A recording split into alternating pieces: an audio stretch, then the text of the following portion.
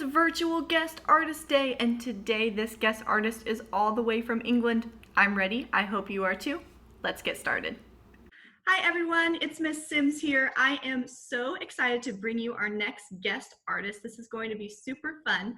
He is really creative and super awesome, and I can't wait for you to get to know him. So I'm going to let him introduce himself. Hi, my name's Joel, aka the Doodle Boy. I'm really excited to be here and I can't wait till I'm working with you guys.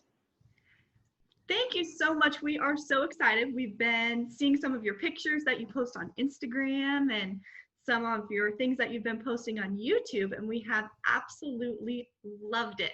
Can you tell us how old you are too? Well, I've just turned 11 on November, so yeah. Okay, so class, this is going to be our youngest guest artist for the year. He's pretty much your age, so this is going to be super fun. Now, before we get too far into learning about Joe, I'm just going to pause our little Zoom video right here because I want to show you some of his artwork in case you haven't seen it yet. So here is Joe in that wall that we originally looked at that became really famous online, and then he started creating all of these other doodles and posting them for the world to see. So these are the types of things that Joe likes to work on. Joe, we have a few questions for you that we came up with as a class.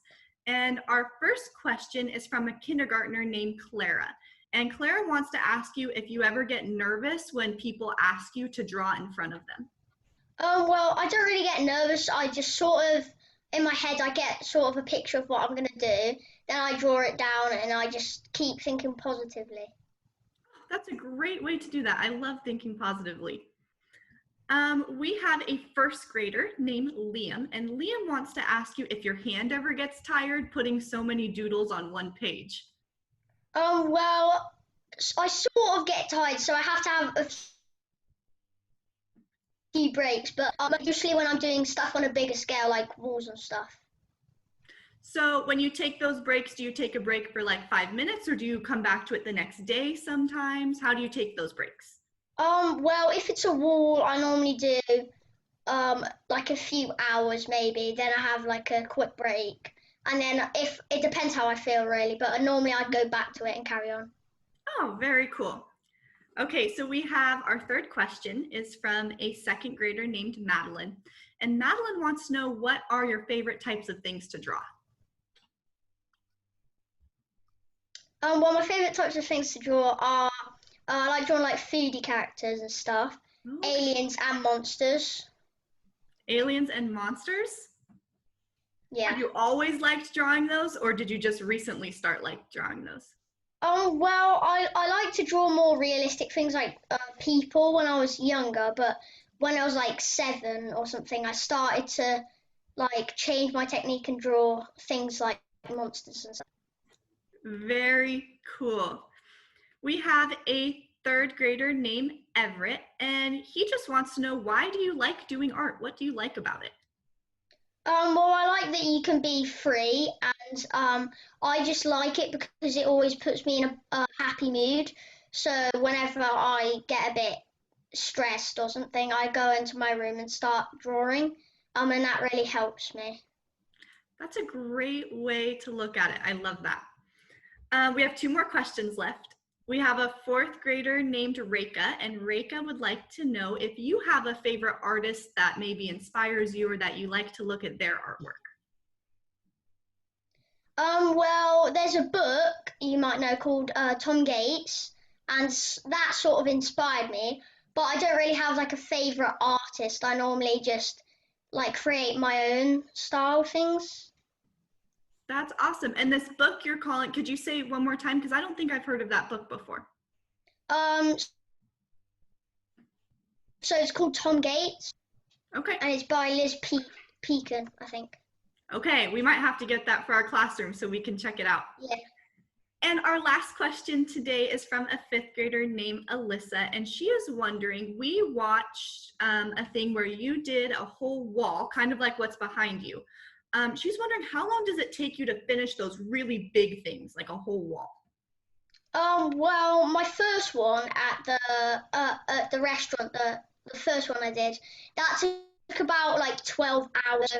every day after school, and on the weekends I did maybe 1 or 2 hours. Wow. So yeah, the first one took 12 hours, but I think I'm getting a bit quicker now. And so do you plan the whole wall out ahead of time or do you just start drawing and see where it goes? Yeah, I do that. I don't really plan anything, Hmm. apart from my name, obviously, because I've got to put my name on there somewhere. And you drew the wall behind you too, right? Yeah, that took me about 4 hours, I think. That is so So cool. that's just Oh, wow. Oh, I love how you have some monsters that kind of like make letters and stuff. yeah. I like doing like turning letters into stuff and numbers. So yeah. That's really cool. That's actually one of the projects we just worked on a couple weeks ago is turning letters and numbers into things. So now we can practice that even more. Yeah. Um, Thank you so much, Joe. This was really great. And I know that all of the students really appreciate the time you took to share with us some of your artwork. So thank you again. So as I was talking to Joe right after we finished recording this, he was giving me some more information about his artwork, and I thought I'd share a few more pieces of information with you. The first thing that I thought was really cool is he actually uses paint pens, just like Jenna Ronnie does, our last guest artist we had. And so that is a really cool way. And he was explaining that it makes sure that the colors don't get washed out or turn anything different. Like when we did these, our backgrounds with our markers, we were able to use a wet rag to make those colors blend together. But when Joe and Jen use paint pens, that doesn't happen. It stays that pure black or white color that they're trying to get, which I thought was really cool.